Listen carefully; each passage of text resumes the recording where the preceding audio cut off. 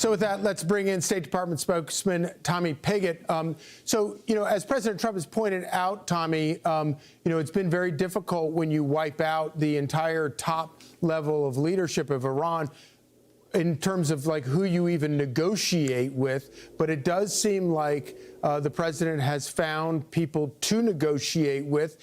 Those negotiations might be a little bit stalled, but at least they're dealing with people. Where are we right now with those negotiations?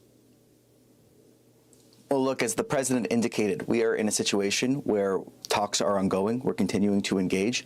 But the president is not satisfied with what he has seen. And he has been crystal clear about the objectives here from the beginning of this operation, but also from the beginning of this administration, even before, and that is the reality that the Iranian regime cannot be allowed to have a nuclear weapon.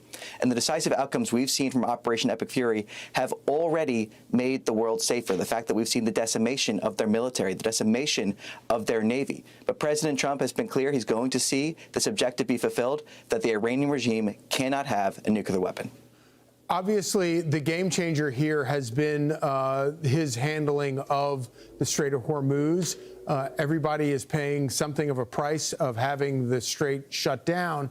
I would argue that no one is paying a heavier price for that right now than Iran itself. Where are we in terms of negotiating a way to reopen the strait?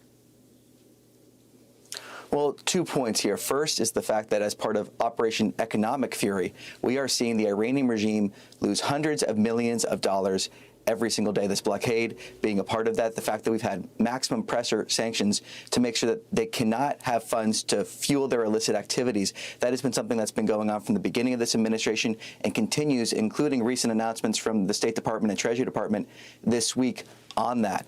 On the point in terms of the Strait of Hormuz, the Secretary of State describing just a few days ago how we're not going to be in a position where we normalize the Iranian regime thinking that they can decide who goes through the strait. That is not going to happen. The president having that blockade of Iranian ships in Iranian ports, we're seeing that, but also the president unleashing American energy, building a strong and resilient economy, and we're seeing many tankers actually come to the United States to buy American energy.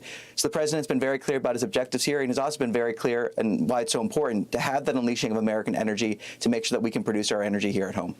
And so we know from reports on the ground that obviously the people of Iran are suffering incredibly from the economic, the country being on the verge of economic collapse. Do we have any real evidence that the regime itself is actually suffering as badly? Well, you've seen, as the president's indicated, the first string of leadership, the second, the third, all being killed by Operation Epic Fury, the decisive outcomes that we have seen through Operation Epic Fury. The regime for decades, instead of using their wealth to fund water infrastructure, energy infrastructure, food infrastructure, has instead used it to fund terrorist proxies, that ballistic missile program, their nuclear weapons program. That's part of why we've seen that maximum pressure policy. Those problems that they had before this operation began have only gotten worse. Inflation, economic problems. The president and the Secretary of State have both described how we want to see the Iranian people be prosperous, but they have a regime that is so different from their people in the sense of a regime that is this theocratic, lunatic regime that we've seen for decades that has not met the needs of their own people and instead used it on destabilizing activities. So we have this maximum pressure policy. We're going to address their ability to fund these activities. We're going to be clear in our objectives like the president has, and we're seeing these problems that are the regime's own making because they refuse to address the needs of their people. And of course, it's probably important to remember that even before Operation Epic Fury, there were protests in Iran, and those protests sprang up because of economic uncertainty inside Iran, facing with protests against the regime. Tommy Pigott, thank you so much for breaking it down for us.